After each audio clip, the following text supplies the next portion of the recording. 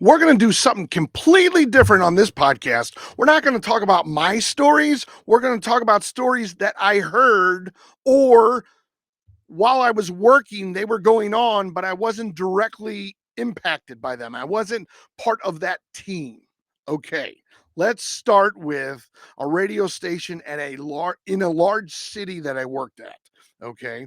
I didn't have to work the event, but they had a big tailgate for a college football game, big tailgate party before a college football game. And we know how popular that is. The radio station's live. They're telling people to stop by the booth, whatever it might be, grab this. We got food, we got drinks, we got all of this kind of stuff. And this was about 20 years ago. And this is just when all that like Mike's Hard Lemonade came out. As a matter of fact, it's Mike's Hard Lemonade that I'm talking about. Okay.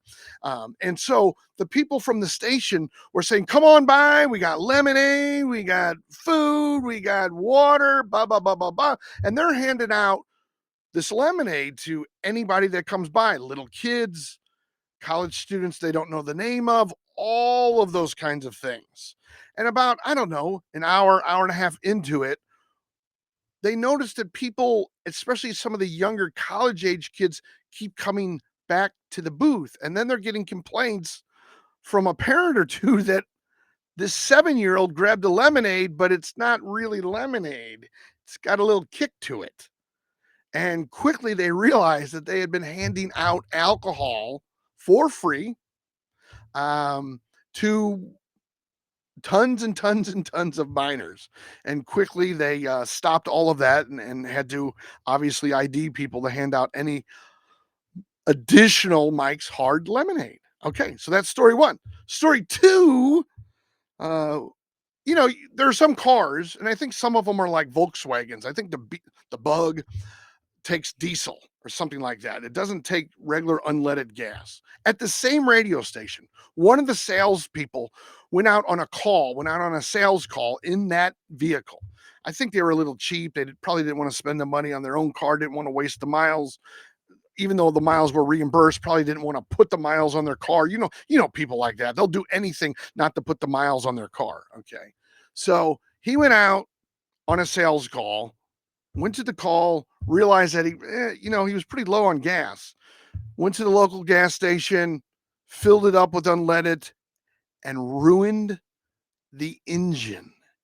He put regular unleaded into a vehicle that called for diesel fuel.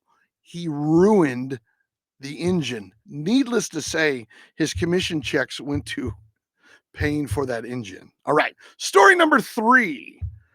We all have stories about trade shows. Well, one trade show for a client at a firm that I was working at, they had a big contractor event in Las Vegas, which meant, tons of guys, tons of machismo, construction workers, contractors, lots of tape measures, lots of boots, cell phones with cases, all of those kinds of things going on. And the client decided to find somebody who knew somebody who could get some attractive young ladies to work the booth. Now, I'm not a big fan of this. They hire attractive men, they hire attractive ladies to work the booth, figuring that they're gonna, bring in people to their booth. Okay, that's a theory. I'm I don't necessarily always agree with it. I don't really agree with it at all, but people do it. And this is a contractor show, and they figured they could get a lot of the men from having some attractive ladies in the booth. Okay. And so these ladies were exceptionally scantily clad.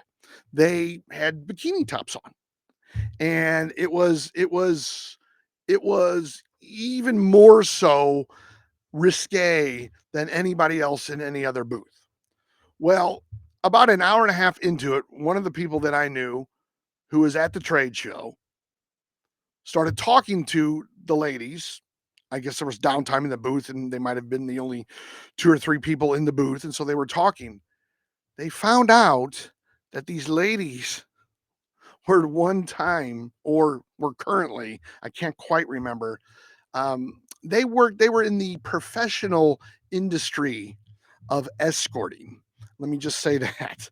And so uh, somehow they then convinced the client that, maybe after, the hours that you prepaid them for, which they prepaid them for, we might not need them. You might not need them the next day. You might not need them the next day because they probably wouldn't be the best ambassadors for your company. Let's just say that.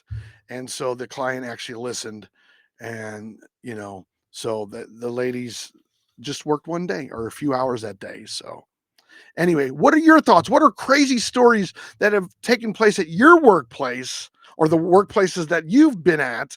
And put them down, put them in the chat. Let me know. Love to hear from you all. Take care and thanks for listening.